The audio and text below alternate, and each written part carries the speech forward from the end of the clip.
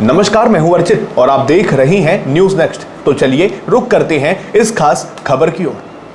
पश्चिम बंगाल की सियासत में आज एक बड़ा भूचाल आ गया। केंद्रीय गृह मंत्री अमित शाह ने कोलकाता की धरती से ममता बनर्जी और उनकी सरकार को खुली चुनौती दी है। शाह ने साफ लफ्जों में कहा कि ममता दीदी बंगाल में घुसपैठ कभी नहीं रोक सकती, क्योंकि ये घुसपैठिए ही उनका असली वोट बैंक है। लेकिन शाह ने इसके साथ ही एक ऐसी कसम खाई है जिसने राज्य की राजनीति में खलबली मचा दी है। कोलकाता में बीजेपी के सदस्यता अभियान की शुरुआत करते हुए अमित शाह ने कहा कि बंगाल में घुसपैठ को सरकारी संरक्षण मिल रहा है।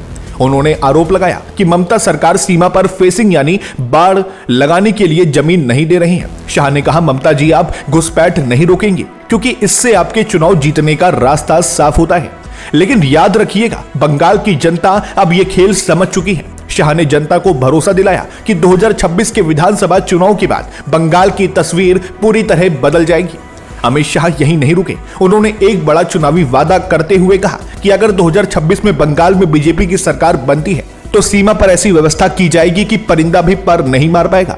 उन्होंने दहाड़ते हुए कहा कि घुसपैठियों को चुन चुनकर बाहर निकाला जाएगा। शाह का इशारा साफ था कि बीजेपी आने वाले चुनाव को राष्ट्रीय सुरक्षा और घुसपैठ के मुद्दे पर लड़ने वाली है। उन्होंने यह भी दावा किया कि बीजेपी बंगाल में 2/3 बहुमत से अपनी सरकार बनाएगी और भ्रष्टाचार व सिंडिकेट राज का अंत करेगी। विशेषज्ञों का मानना है कि अमित शाह का यह बयान सीधे तौर पर ध्रुवीकरण और कानून व्यवस्था के मुद्दे को हवा देने वाला है। एक तरफ जहां टीएमसी इसे नफरत की राजनीति बता रही है, वहीं बीजेपी इसे बंगाल के अस्मिता की रक्षा कह रही है। शाह ने महिलाओं पर हो रहे अत्याचार और आरजीकर मेडिकल कॉलेज जैसी घटनाओं का जिक्र करते हुए ममता सरकार को घेरा और कहा कि अब बंगाल की मां बेटी सुरक्षित नहीं है। उन्होंने साफ किया कि शांति और सुरक्षा सिर्फ और सिर्फ बीजेपी ही ला सकती है। अमित शाह के इस तीखे प्रहार के बाद अब देखना यह है कि ममता बनर्जी इसका क्या जवाब देती हैं। क्या वाकई 2026 में घुसपैठ एक बड़ा मुद्दा बनेगा? आपको क्या लगता है? अपनी राय हमें नीचे कमेंट बॉक्स में साझा करें।